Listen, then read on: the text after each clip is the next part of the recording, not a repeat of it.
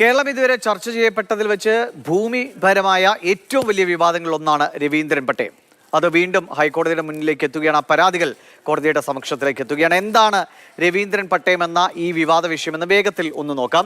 1999 MI Raveendran additional തഹസിൽദാരായിരുന്നപ്പോൾ നൽകിയ പട്ടയങ്ങളെയാണ് പിന്നെ അത് വിവാദങ്ങളായി മാറിയപ്പോൾ രവീന്ദ്രൻ പട്ടേം എന്ന ചുരുക്കപ്പേരിൽ വിളിച്ചു തുടങ്ങിയത്.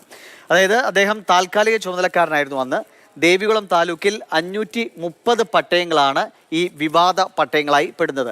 ഈ ദേവികുളം താലൂക്കിലെ ചിന്നക്കനാൽ, KDH, പള്ളിവാസൽ, ആനവിരട്ടി, മറയൂർ, കീഴാന്തൂർ, കാന്തല്ലൂർ, കുഞ്ചിത്തണ്ണി വില്ലേജുകൾ, ഇങ്ങനെ 9 വില്ലേജുകളിലാണ് ഈ 530 പട്ടയങ്ങൾ നൽകിയത്.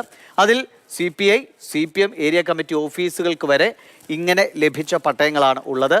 അർഹർക്കും അനർഹും അതായത് വാരിക്കോരി അദ്ദേഹം പട്ടയങ്ങൾ നൽകുകയായിരുന്നു എന്നാണ് അന്നുയർന്ന പ്രധാനപ്പെട്ട ആരോപണങ്ങൾ.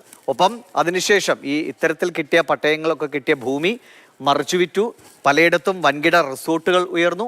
CPIയുടെയും CPMൻ്റെയും ഒക്കെ പാർട്ടി ഓഫീസുകളുടെ പ്രധാന ഭാഗങ്ങളൊക്കെ ഇത്തരം വ്യാജമായ അല്ലെങ്കിൽ രവീന്ദ്രൻ പട്ടയം എന്ന് വിശേഷിപ്പിക്കപ്പെട്ട പട്ടയങ്ങൾ കിട്ടിയ ഭൂമിയിലാണ് സ്ഥിതി ചെയ്യുന്നത്. 2022 ജനുവരി 19 രവീന്ദ്രൻ പട്ടയങ്ങൾ റദ്ദാക്കപ്പെട്ടത്.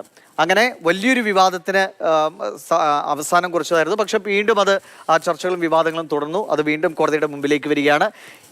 അത് റദ്ദാക്കപ്പെട്ടുവെങ്കിലും ഇത് അനുവദിച്ചു നൽകിയതിലോ അതിന് പിന്നിലുള്ള സ്വാധീനത്തെക്കുറിച്ചോ സമ്മർദ്ദത്തെക്കുറിച്ചോ ഒന്നും വേണ്ട വിധത്തിൽ അന്വേഷണം ഉണ്ടായില്ല എന്നതാണ് പ്രധാനപ്പെട്ട പരാതി. അന്വേഷണമോ നിയമ നടപടിയോ ഇക്കാര്യത്തിൽ ഉണ്ടായില്ല. അർഹർക്ക് ഇതുവരെയും പട്ടയം ലഭിച്ചില്ല എന്നതും അതങ്ങനെ തന്നെ നിൽക്കുന്നു. അതായത് 530 പട്ടയങ്ങൾ അത് പലർക്കും കിട്ടി.